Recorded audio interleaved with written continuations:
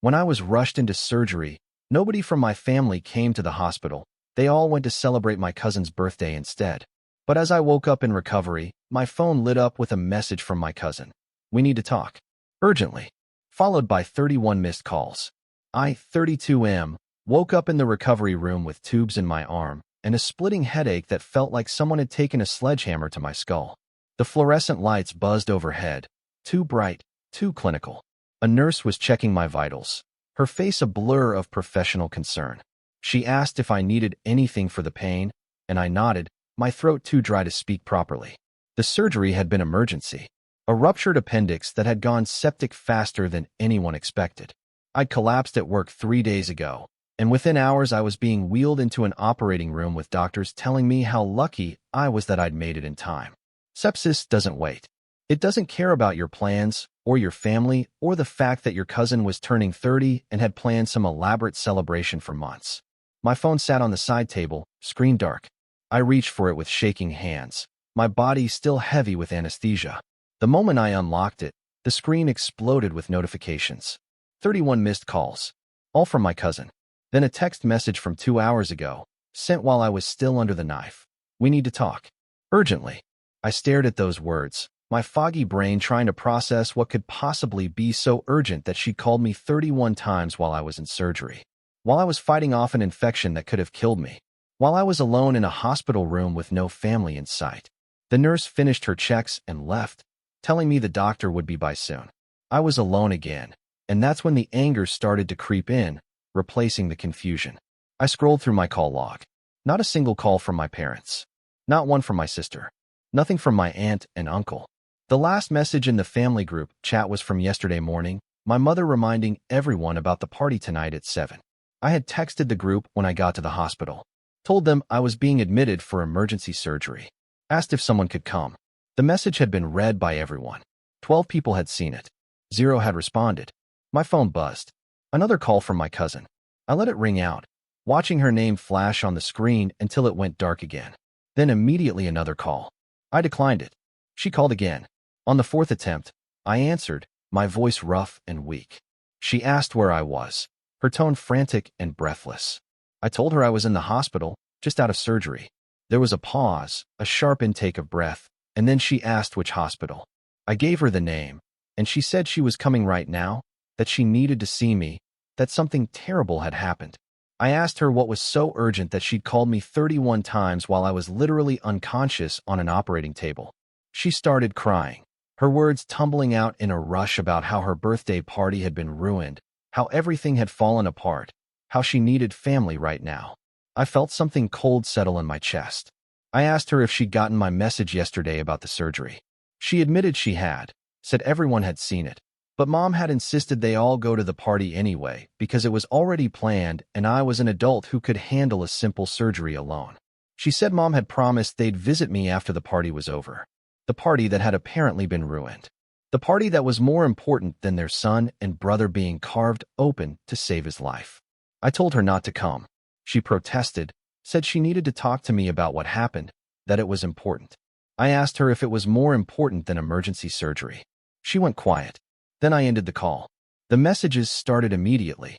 Walls of text explaining that the venue had double booked, that the caterer had food poisoning, that her fiancé had gotten drunk and caused a scene, that half the guests had left early, that the whole night had been a disaster, and she'd spent thousands of dollars for nothing.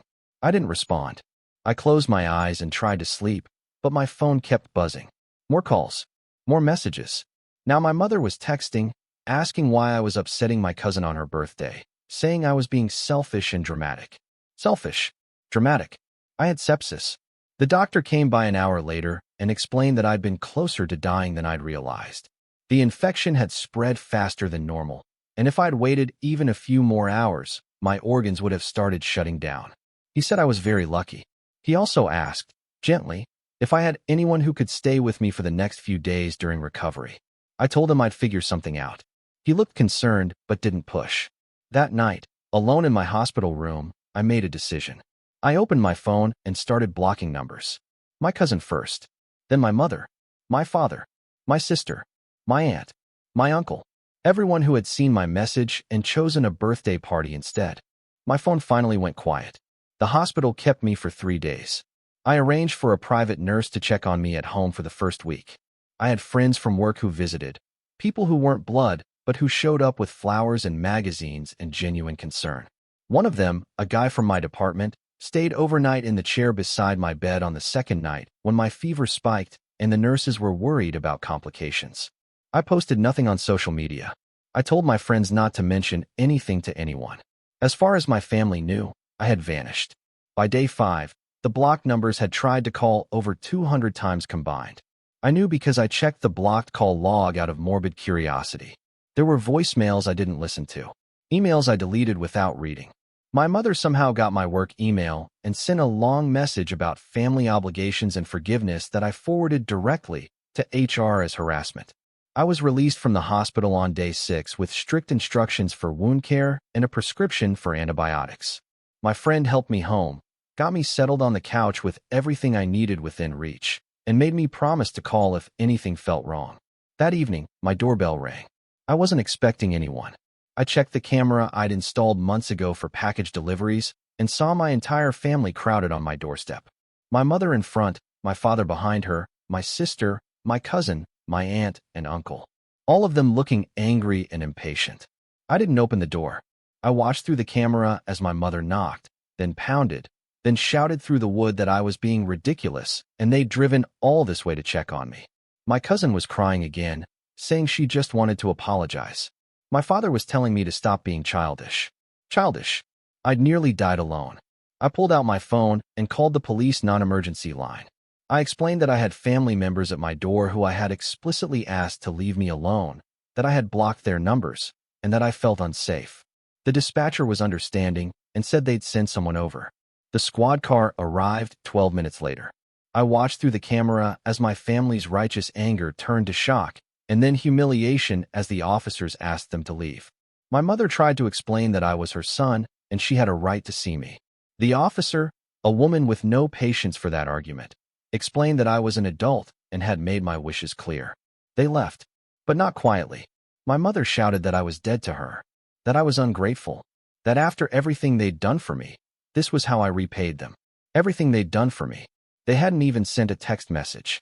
Update 1. 2 weeks post-surgery, I was recovering well. The wound was healing clean, my energy was returning, and I'd gone back to work on modified duties. My boss had been incredibly understanding, even offering me additional time off if I needed it. I declined. Work was a good distraction. My family had finally stopped trying to contact me directly, but I'd heard through the grapevine that they'd launched a full social media campaign about my cruelty. My cousin had posted a long, tearful video about how I'd abandoned the family in their time of need, how I'd refused to support her through her ruined birthday, how I'd called the police on my own mother. The comments were split. Half the people thought I was a monster. The other half were asking why nobody had been at the hospital with me. That question was gaining traction.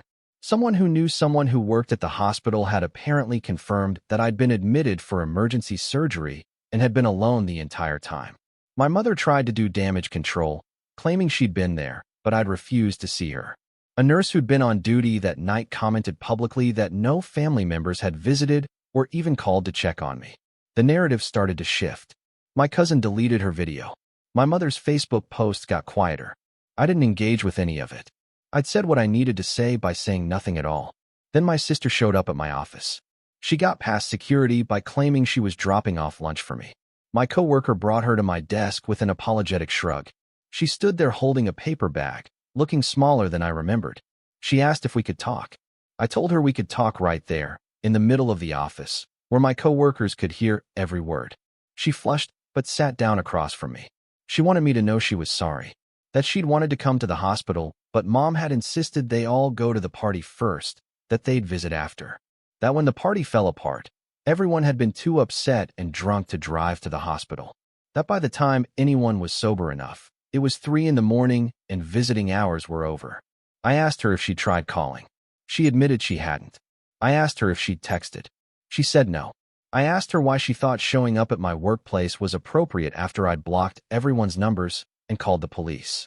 She started crying, saying she missed me, that the family was falling apart without me, that everyone was fighting and blaming each other. My cousin's engagement had been called off because her fiancé's family had seen all the drama and wanted nothing to do with us. My mother was barely speaking to my father. My aunt and uncle were threatening to skip all future family events. I told her that sounded like their problem, not mine. She looked at me like I'd slapped her. She said I'd changed, that I used to be understanding and forgiving. I told her I used to be taken for granted. She left the lunch bag on my desk and walked out. I threw it away without opening it. Update 2. A month after surgery, I was fully healed. The scar on my abdomen was pink and raised but fading. I'd started going to the gym again, carefully, building my strength back up. I felt better than I had in years, and not just physically. My cousin reached out through a mutual friend. She wanted to meet for coffee, just the two of us, to clear the air. The friend vouched for her sincerity. Against my better judgment, I agreed. We met at a cafe halfway between our apartments. She looked tired, older than 30. She ordered a latte and spent the first 10 minutes apologizing. She said she'd been selfish, that she'd been so wrapped up in her perfect birthday vision that she hadn't thought about what I was going through. She said she regretted not coming to the hospital. I asked her why she was really here. She admitted that her life had fallen apart since that night. Her fiancé had left her. Half her friends had stopped talking to her after the social media drama. She'd lost her job because she'd been so distracted and emotional that her performance had tanked. She needed family, and I was the only one who wasn't completely toxic. I asked her if she understood why I'd cut everyone off. She said she did now, that she'd had time to think about it, to really process what had happened. She said that if positions had been reversed, if she'd been the one in the hospital, she would have wanted her family there too. I told her that wasn't enough. Understanding what you did wrong doesn't undo the damage. She asked what she could do to make it right. I told her there was nothing she could do because the trust was gone. She'd seen my message about emergency surgery and chosen a party. That choice told me everything I needed to know about where I ranked in her priorities. She cried again. She said she was going to therapy, working on herself, trying to be better. She asked if there was any chance we could rebuild our relationship someday. I told her I didn't know. That maybe in a few years, if she'd genuinely changed, we could talk again. But not now. Not while I was still angry. She accepted that. She finished her coffee, hugged me goodbye, and left. I haven't heard from her since. Update 3. 3 months post-surgery, my mother showed up at my apartment unannounced. She didn't ring the bell. She used the key I'd forgotten she had from when she'd helped me move in 2 years ago. I came home from work to find her sitting on my couch, waiting. My first instinct was to call the police again, but something stopped me. She looked broken. Her hair was grayer. Her face was drawn. She'd lost weight. She asked if we could talk. I told her she had 5 minutes before I called the cops. She started talking fast. She admitted she'd made a mistake, that she'd prioritized the wrong thing, that she'd let family politics and her sister's pressure convince her that missing a few hours of my hospital stay wouldn't matter because I was young and strong and surgeries were routine. She said she'd been terrified when she'd found out how serious it actually was, how close I'd come to dying. I asked her why she hadn't said any of this 3 months ago. She said she'd been too proud, too embarrassed, too convinced that I was overreacting and would eventually calm down and forgive her like I always did. That phrase hung in the air. Like I always did. I asked her how many times I'd forgiven her for putting other people first, for canceling plans with me to help someone else, for missing my college graduation because my cousin had a recital, for skipping my promotion dinner because my sister needed help moving. She couldn't answer. She just sat there, crying quietly. I told her I wanted my key back. She pulled it off her keyring with shaking hands and set it on the coffee table. Then I told her she needed to leave. She asked if I'd ever forgive her. I said I didn't know. That maybe someday I'd be ready to have a relationship with her again, but it would never be what it was. That trust, once broken this completely, didn't fully heal. She nodded and stood up. At the door, she turned back and said she loved me. I told her that love without action was just words. She left. I sat on my couch for a long time after she was gone, staring at the key she'd left behind. Part of me felt guilty. Part of me felt relieved. Part of me just felt tired. But I didn't call her back. I didn't unblock her number. I picked up that key, walked to my junk drawer, and dropped it in with all the other things I no longer needed. My phone stayed quiet. My apartment stayed peaceful. And for the first time in my life, I felt like I mattered more than someone else's party, someone else's drama, someone else's priorities. The scar on my abdomen faded to white. The scar in my chest, where my family used to be, stayed tender. But I was learning to live with it. Some wounds heal cleaner when you stop picking at them. Stop trying to force them back together before they're ready. Maybe someday I'll answer one of those calls.